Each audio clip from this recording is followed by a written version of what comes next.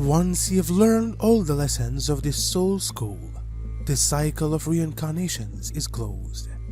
But there was always one question: where does it begin and where does it end? In a way, this is correct, as a consolation to those who strive for that evolution. It took almost 2 centuries for human sciences to at least begin to understand what goes beyond. Gradually, when you have the understanding of something in the background, an infinite stream of information emerges, bringing more and more information about who we really are. We first discover that we are not a spirit, but a soul fragmented from the spirit. That is, unlimited consciousness, created in the divine source as a divine atom seed. That is the spirit of truth, our highest self, made in the picture and likeness of the Creator. For He, Himself, is a consciousness, the source itself, what can be called God. The new true divine cosmic masculine principle and energies are fully rising, realizing their true worth and reclaiming their true power. They are now seeing reality through their hearts and the eyes of God's love instead of their programmed ego mind, which is being fully integrated, an alchemist in the sea of pure true divine love. When I said in yesterday's video update that the masculine mind within us all can see now how we've created all of this. All that this whole fall in consciousness was down to the projection of our own unacknowledged shadow aspect onto one another. The overarching theme and the highest truth is that it all happened for a higher reason, so we could all as one expand in consciousness. That is what the upgrades to our original divine blueprints and DNA are truly about. These are our instructions, sets that inform the matter worlds of how to take shape. We have truly created out of all this misery the most beautiful divine creative field, which unifies all as one, for the first time truly. There are unbelievably amazing people. I feel so blessed that I'm able to share my life with them. They are also one of my sources of strength and motivation to keep working and make the galaxy better for everyone, as well as one of my sources of optimism for the future. They are asking me to give their best regards and well wishes to you, alongside the promise that they will do regular meditations to send love to Earth. Another thing that touched my heart is the unbelievable resilience that Earthlings have shown, and especially that most Earthlings still have a good heart after all this suffering. Truly, you are exceptional. I was touched by the simplicity and purity of a vision of an Earthling child playing with her dog.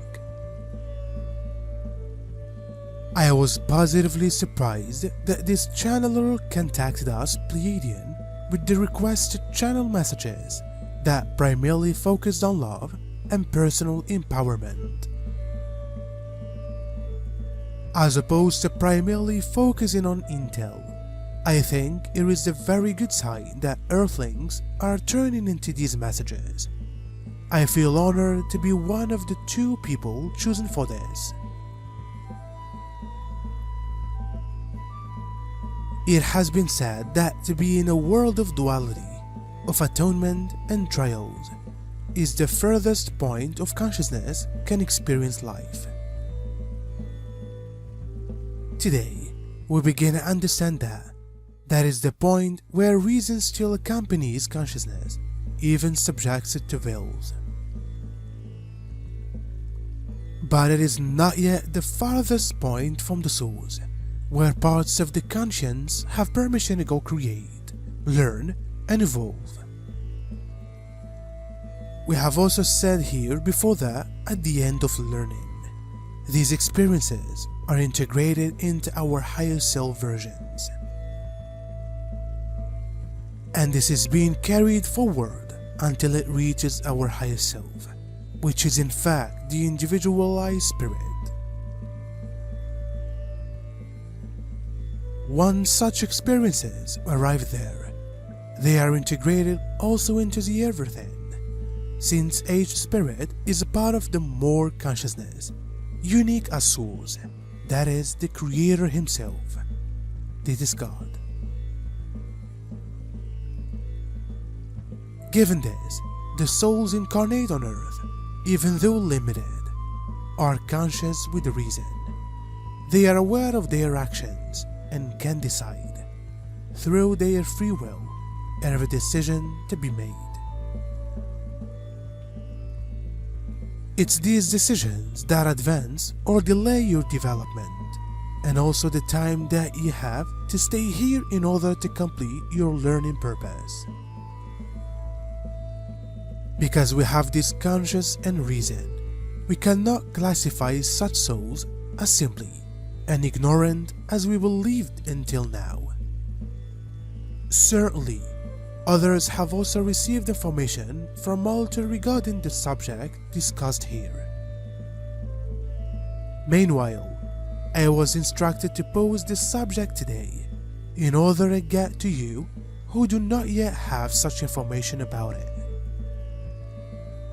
We do this by fully realizing that we are constantly co-creating our future with the programs we have running, which are our deepest held beliefs and thoughts forms, that inform our conscience of the expectations we hold for our realities. Most of them, so far, have been running on autopilot in our subconscious mind. That's why it's so important to keep going deeper and ever deeper within, right to the core of it all, to resolve it all, and bring all of our multidimensional aspects into divine union of the One. That's also how we activate our multidimensional DNA, all from within, in every now moment.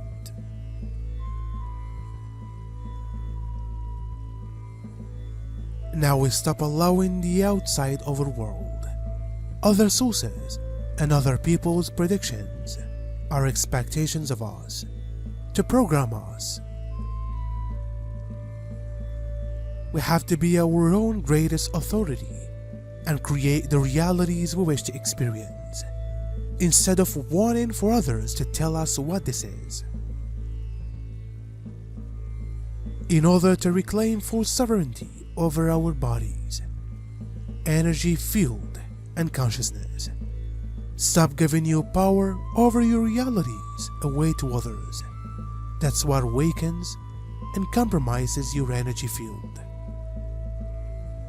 We already knew rationally that Earthlings have a significantly higher ability than we Pleiadian do, but it was still surprising and very impressive to see that in action. And of course, I'm very happy that my brothers and sisters have been freed, and that these light workers' actions have helped us get a bit closer to Earth's liberation.